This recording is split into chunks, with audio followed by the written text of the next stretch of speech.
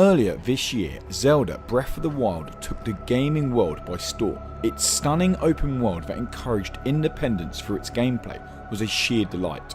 Hob, the new title from Runic Games, is the closest experience I've had to a Zelda design in a long time, but brings enough of its own character to really stand out from the crowd.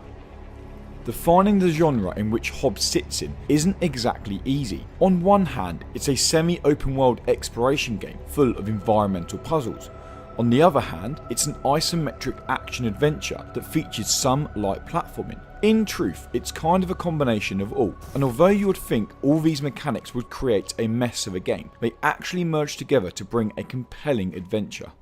In Hob, you play as a Journey-like hooded character. Also like Journey, Hob doesn't feature any dialogue. All interactions and storytelling are done through the character animations and environmental landscape. This is really the only area where Hob feels a little lost. On several occasions, a character would simply point in a direction, which you're not only supposed to follow, but also work out what to do when you get there. This lack of direction sometimes leads to you wandering confused through Hob's industrious landscapes. And although these landscapes are stunning, feeling lost isn't a lot of fun. As I just mentioned, Hob plays out in an industrious world, which acts as a narrative in its own right. So often I wondered what had happened to this section of the map, and although this intrigue was never really answered, the environment still does a good job in telling a story. But it's not the storytelling that you'll remember these environments for. That'll be down to the huge puzzles they offer, and it's this puzzle solving that acts as the main gameplay loop in Hob.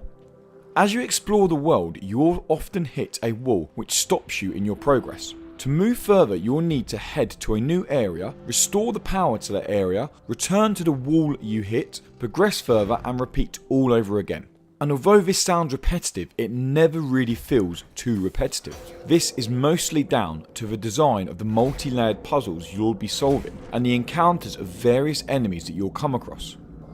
The combat in Hob is pretty simple but very satisfying. You only have a handful of attacks at your disposal and an evasive roll mechanic, but some of the enemies hit pretty hard and require more caution than first meets the eye.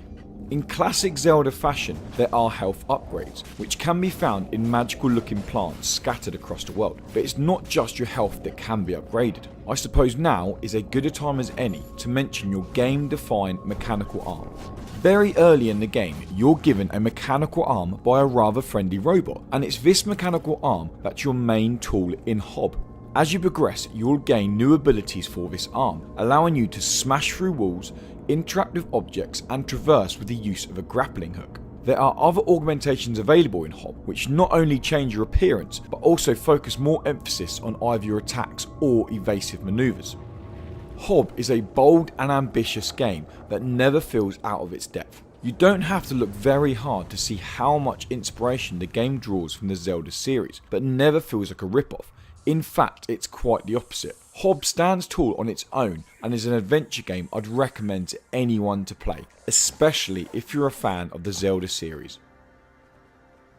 To keep up to date with the latest indie game news and reviews, make sure you subscribe and head over to indie-credible.com.